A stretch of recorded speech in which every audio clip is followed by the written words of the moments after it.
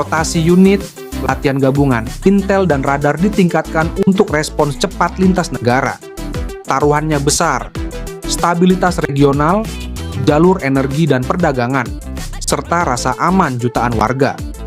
Pesan deterensi, jika garis diuji, NATO siap merespons secara terukur.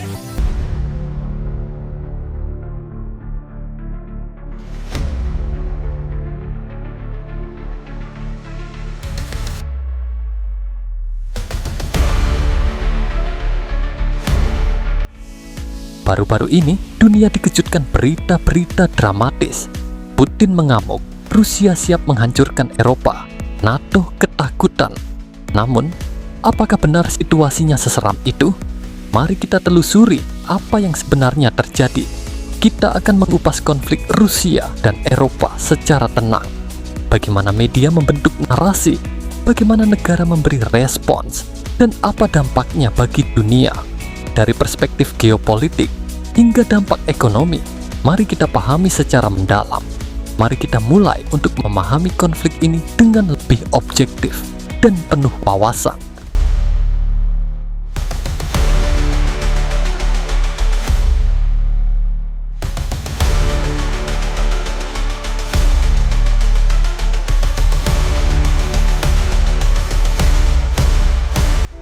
Untuk memahami ketegangan saat ini, kita harus kembali ke belakang. Hubungan Rusia dan NATO sudah lama tegang sejak berakhirnya Perang Dingin. Namun titik paling panas muncul pada tahun 2014, ketika Rusia mencaplok wilayah Crimea dari Ukraina. Peristiwa itu mengubah arah geopolitik Eropa. Negara-negara NATO mulai merasa terancam, terutama mereka yang berbatasan langsung dengan Rusia. Sementara itu, Moskow menilai ekspansi NATO sebagai ancaman. Sejak saat itu, setiap langkah selalu dibaca sebagai sinyal besar, dan ketegangan pun berkembang dari tahun ke tahun.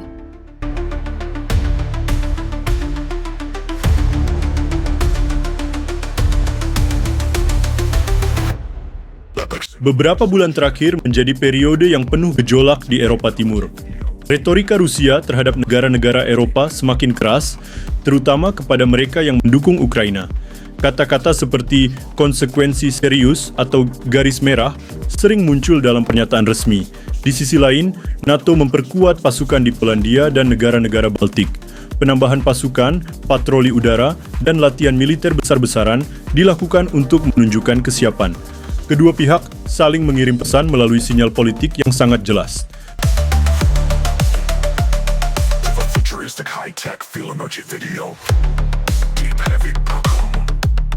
Di tengah perkembangan dunia yang dinamis, ada satu hal yang tidak bisa diabaikan, media. Banyak judul berita dan video sengaja dibuat dramatis, seakan perang besar di ambang pintu. Padahal pernyataan asli pejabat Rusia atau NATO jauh lebih hati-hati. Retorika keras sering diambil sebagian saja, lalu dikemas menjadi judul bombastis. Sangat penting bagi kita untuk memilah mana fakta, mana opini, dan mana sensasi. Dengan pemahaman yang benar, kita bisa menghadapi dunia yang lebih kompleks ini.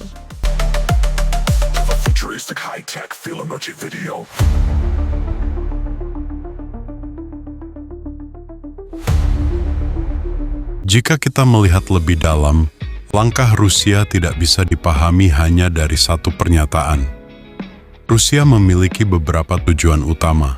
Pertama, mempertahankan pengaruhnya di wilayah bekas Uni Soviet. Kedua, mencegah ekspansi NATO mendekati perbatasannya. Dan ketiga, menegaskan diri sebagai kekuatan global yang tetap relevan. Karena itu, sebagian besar tindakan Rusia, baik diplomatik maupun militer, seringkali digunakan sebagai alat untuk meningkatkan posisi tawar. Bukan selalu untuk memulai perang, tetapi untuk memastikan kepentingannya tidak diabaikan.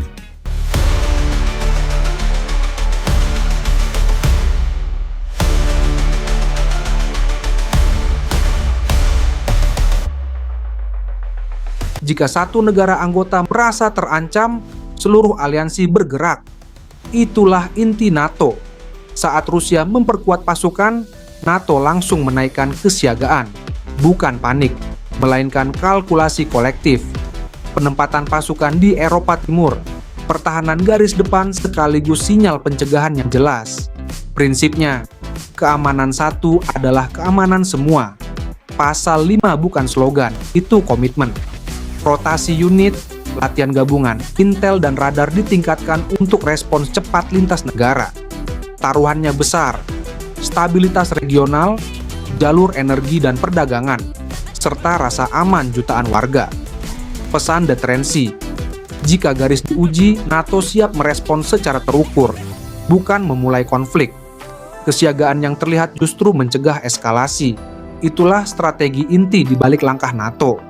Ikuti analisis terkini dan perspektif ahli kami untuk memahami dampaknya terhadap keamanan regional.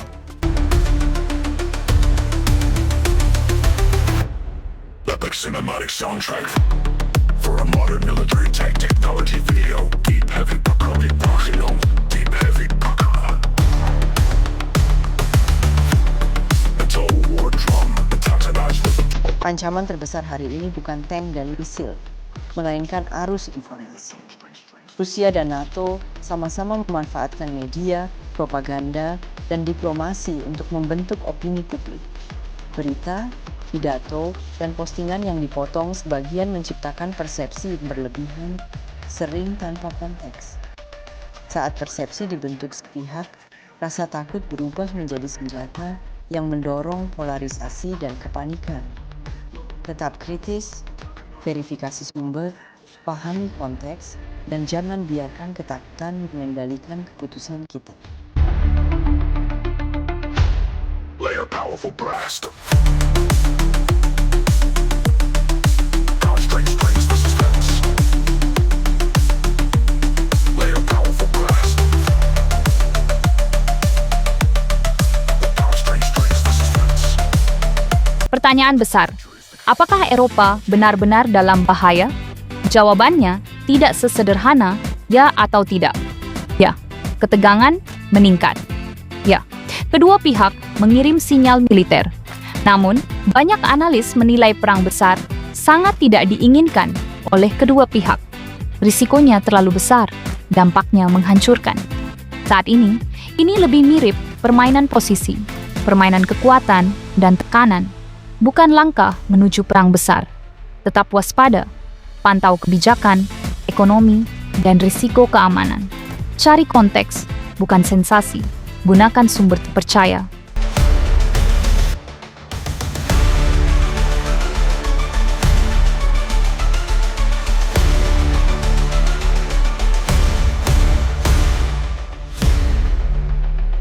Konflik Rusia-Eropa itu kompleks. Sejarah panjang, strategi, politik, dan informasi yang sering dipelintir.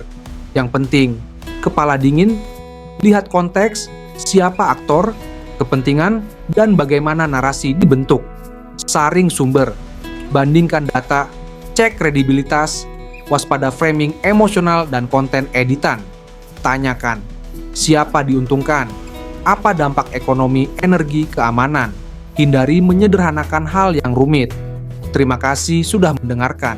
Mau bahasan lanjutan, skenario masa depan, jalan keluar, dampak ke Asia? Tulis di komentar.